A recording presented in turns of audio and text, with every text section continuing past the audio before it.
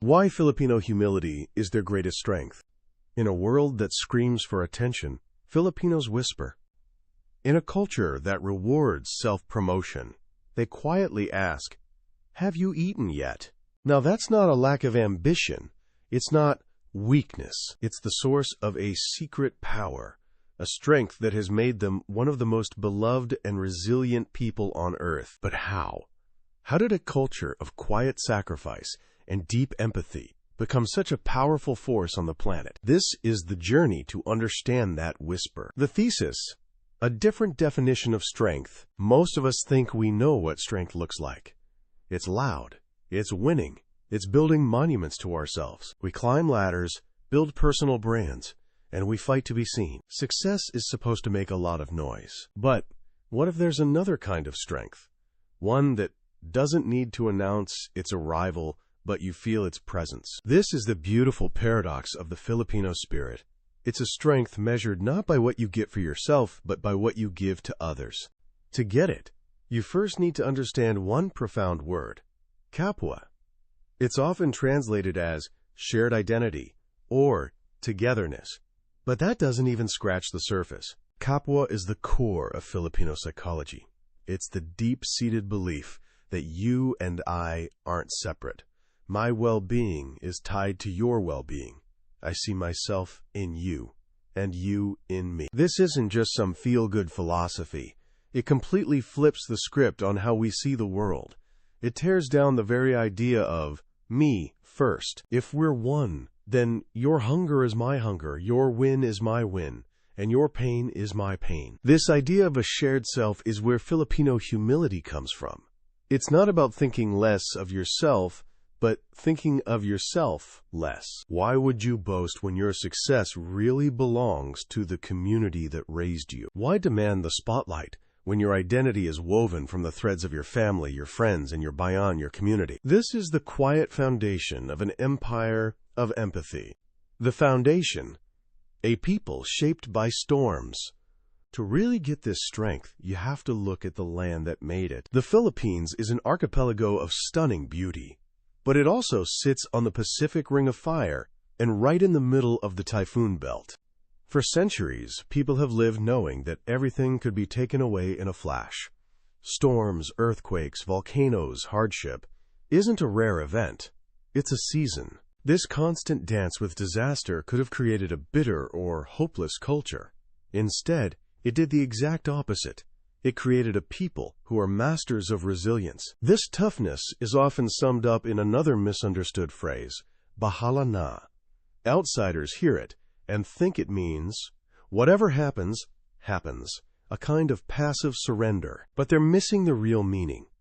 Bahala Na is an act of courageous trust. It's the defiant choice to do everything you possibly can, and then have faith. It's the spirit of a farmer who, after a storm flattens his crops, just picks up the pieces and starts planting again, because his family has to eat. Filipinos are soft on the outside, but have a core of steel. Centuries of colonization couldn't put out their spirit. Natural disasters can't wash away their hope. In a place like this, joy becomes an act of rebellion. Laughing in the face of disaster isn't denial. It's courage in disguise. It's a declaration that a storm can take your house, but it can't take your home.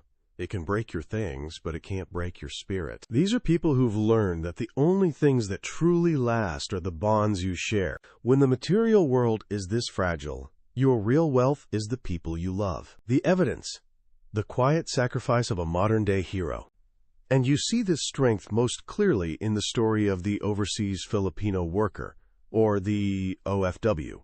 They're called Bagong Bayani, the new heroes of the Philippines. There are millions of them all over the globe. You've met them. They're the nurse with gentle hands in a London hospital, the caregiver in Toronto looking after your parents like they were her own, the engineer in Dubai literally building the future. Their story is one of profound, quiet sacrifice. They leave their own kids to care for someone else's.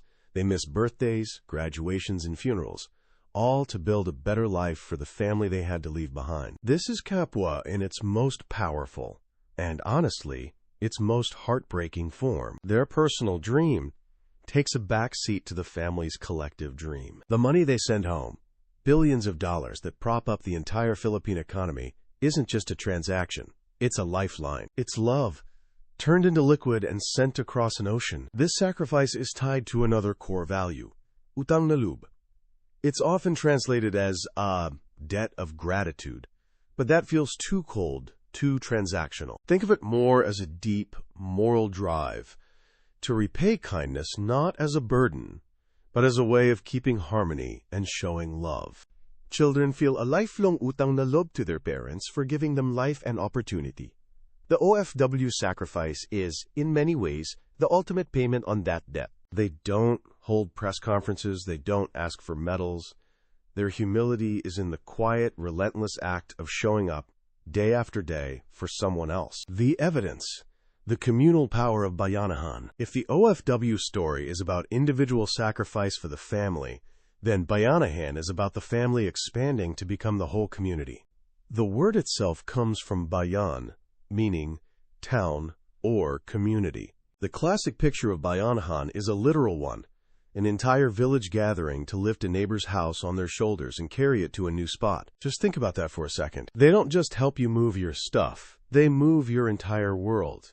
Together. This isn't a paid gig. It's not charity. It's a spontaneous, joyful act of unity. It's Kapwa in action. Your burden is our burden, so we will literally help you carry it. Today you see Bayanihan not in houses being carried on shoulders, but in communities rebuilding after a typhoon. You see it when strangers organize to get food and shelter to people who've lost everything, with those who have very little often giving the most. You see it in the laughter and friendship that echoes through a wrecked village as they clear debris together.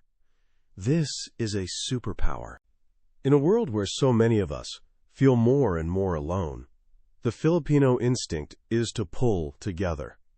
Humor is a tool, a way to lighten a heavy load and strengthen bonds when things get tough. There's no need for one big leader to rally the troops.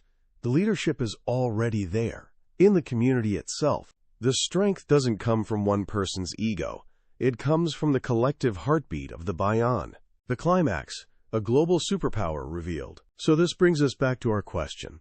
How did this humility become a global strength? Because this whole system built on Kapwa, forged in storms, shown through the sacrifices of OFWs and the unity of Bayanihan, has created a people with world-class emotional intelligence. Their ability to read a room, to see a need before it's spoken, to offer comfort without being asked, is just next level. This is the heart of Filipino hospitality.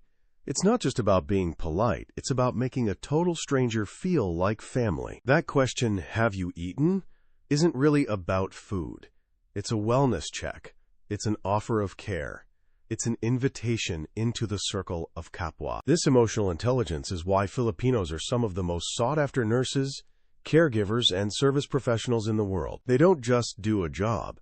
They build a connection. They bring a real sense of humanity to everything they do. This humility, which some might mistake for weakness, is actually a disarming force. It breaks down walls of pride and ego. It builds trust.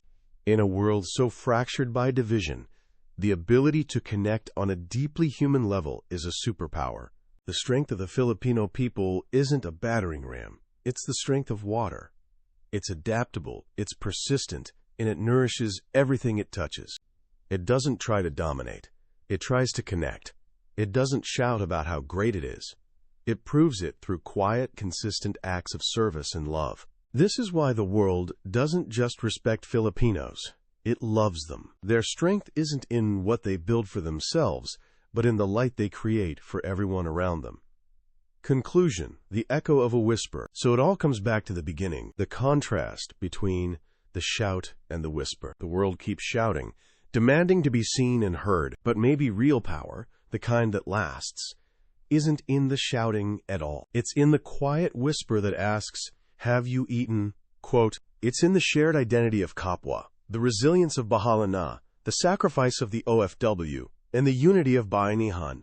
Filipinos have taught the world that humility isn't the absence of strength, but its purest form. It's the engine of resilience, the foundation of loyalty, and the source of a love that has wrapped itself around the globe. It's a light that refuses to go out, a quiet strength that warms the world. Be on the lookout for more stories like this every Saturday.